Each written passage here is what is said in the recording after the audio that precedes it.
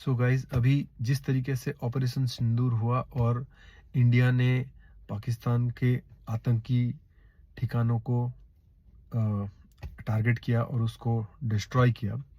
सो 2023 में as we know कि Hamas करके एक आतंकी संगठन है जिन्होंने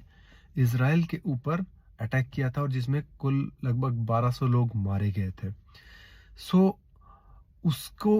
बदले में इसराइल ने गाजा शहर को पूरा डिस्ट्रॉय कर दिया।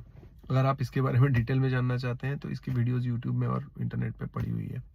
सो अभी जो उनके आतंकी लीडर हैं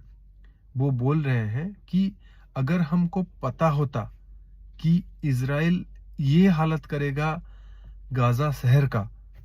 तो मूसा अबू वजर करके कुछ उनका नाम है, जो वो आतंकी लीडर है,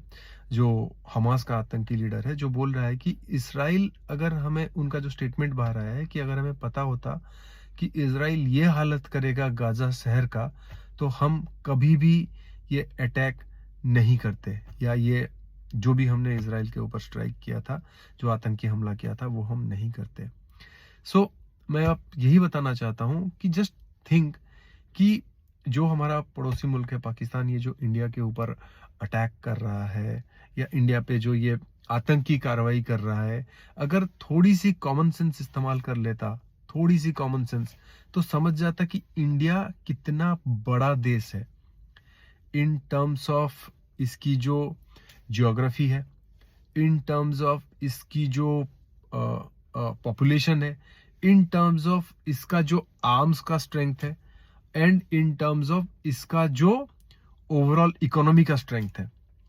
उसके बाद जियोपॉलिटिकली भी, अगर आप जियोपॉलिटिक्स को समझेंगे तो भी आप समझेंगे कि इंडिया जियोपॉलिटिकली भी कितना स्ट्रांगली प्लेस्ड है कंपेयर्ड टू पाकिस्तान। अगर इन चीजों को वो थोड़ा समझ लेता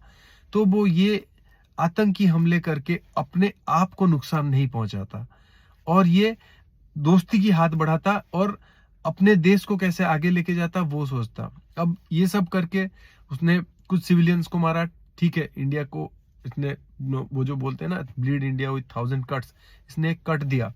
लेकिन अब रिटेलिएशन इसको जितना पड़ेगा उससे ये अगले 3-4 साल तक फिर से बैक चला जाएगा। तो ये सब हरकतें करके ये क्या कर रहा है, सिर्फ अपने को नुकसान पहुंचा रहा है और अपने ईगो को सेटिस्फाई करने के चक्कर में अपने आवाम को